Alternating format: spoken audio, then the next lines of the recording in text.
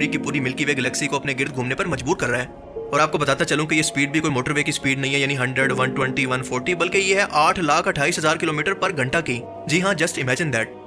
और ये मिथ भी गलत है कि मिल्की वे गैलेक्सी दिखती कैसी है। सच ये है कि हमने आज तक मिल्की वे गैलेक्सी को नहीं देखा, बस इसके आसपास की गैलेक्सीज की शेप को देखकर हमने अंदाजा लगाया कि ये ऐसी स्पाइरली दिखती होगी और हम बाहर निकलकर इसकी शेप को कभी देख भी नहीं सकते, चाहे जो मर्जी कर लें।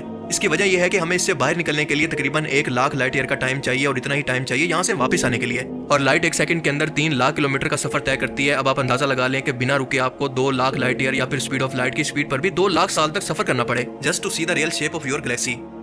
हैरत की बात यह है कि जैसे हमने ऊपर जाना कि मिल्की वे गैलेक्सी खुद भी सैजिटेरियस ए ब्लैक होल के गिर्द घूम रही है, लेकिन ये घूमना ऐसा नहीं है जैसा कि एक गोल चक्कर हमें वीडियोस के अंदर दिखाया जाता है। एक्चुअली ये घूमना दरअसल इस तरह की एक अजीबोगरीब शेप के अंदर है जो कि बहुत ही अमेजिंग भी है। मिल्की वे गैलेक्सी की इस खास रोटेशन की वजह दरअसल इसके आसपास मौजूद गैलेक्सीज की ग्रेविटेशनल पुल की वजह से है, जो कि पूरा एक ग्रुप है और इसको कहते हैं लोकल ग्रुप, जिसके अंदर 40,000 के करीब गैलेक्सीज मौजूद हैं।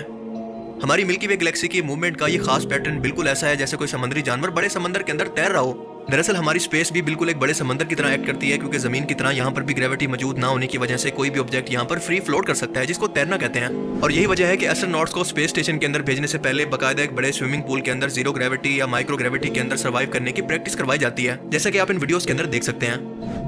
और इस मूवमेंट के बाद जरा इन समुद्री जानवरों को देखें, ये भी बिल्कुल इसी तरह से फ्रीली फ्लोट कर रहे हैं बिना किसी रुकावट के तमाम एस्ट्रोनॉमिकल बॉडीज जिस तरह से आसमान के अंदर फ्लोट कर रही हैं। और ये एस्ट्रोनॉमिकल बॉडीज इस तरह से फ्रीली तब तक मूव करती रहती हैं जब तक किसी बड़े सितारे की ग्रेविटी इनको खुद से बांध ना दे। जैसा कि मैंने पहले बताया कि मिल्की वे को आज तक किसी ने इसकी असल शक्ल के अंदर नहीं देखा, प्लैनेट्स को नहीं देखा, तो सवाल ये पैदा होता है कि कुरान करीम के अंदर सूरह अल-अंबिया के अंदर वाज़ेह तौर पर टू दी पॉइंट अंदाज के अंदर किसने श्योरिटी के साथ ये इंसानियत को बता दिया कि चांद, सूरज और तमाम सितारे अपने अपने मदार के अंदर तैर रहे हैं। अब जरा आप यहाँ पर गौर करें कि अगर सिर्फ ये बात होती कि सिर्फ तैर रहे हैं तो ये गलत होता, लेकिन इस कायनात के खालिक ने तो ये भी बता दिया कि वो अपने एक मखसूस मदार के अंदर ग्रेविटी के असर की वजह से तैर रहे हैं बिना किसी रुकावट के। क्योंकि अरबी का जो लफ्ज इनके लिए इस्तेमाल किया गया है इसका नाम है यसबाहून, जो कि उस वक्त इस्तेमाल किया जाता है जब कोई चीज तैर रही हो। आप एक लम्हे के लिए जरा सोच कर देखें कि आज से 1400-1500 साल पहले इस कायनात को बनाने वाले के अलावा भला ये कौन बता सकता है कि ये कायनात दिखती कैसी है, इसकी नेचर कैसी है, सिवाय अल्लाह के।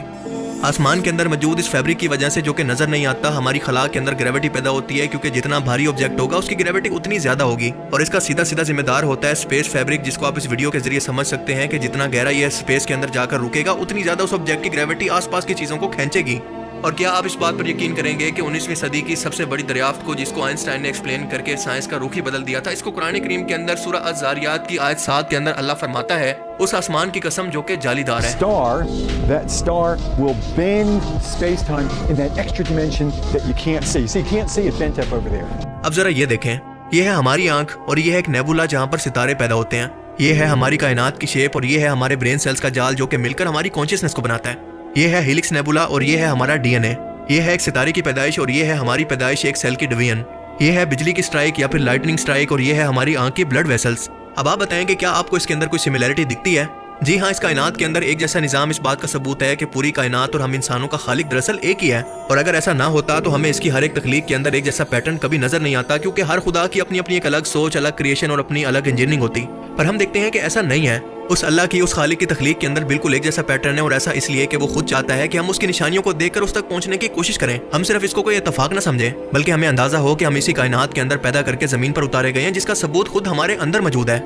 अल्लाह ताला की एक सिफ्त का नाम बदी भी है, यानी वो बगैर किसी मादे वगैरह के और बगैर किसी नमूने के अपनी मखलूक को पैदा करने की सलाहियत रखता है, जो कि खालिक की डेफिनेशन भी है। सूरह अल-बकरा आयत 117 के अंदर अल्लाह फरमाता है कि वो अल्लाह आसमान और जमीन को अदल से वजूद के अंदर लाने वाला है, और जब अल्लाह किसी काम को वजूद में लाने का फैसला कर लेता है तो बस कह देता है और वो काम हो जाता है। अल्लाह ताला से दुआ है कि वो हमें समझने की और नेक अमल करने की तौफीक अता फरमाए। आमीन।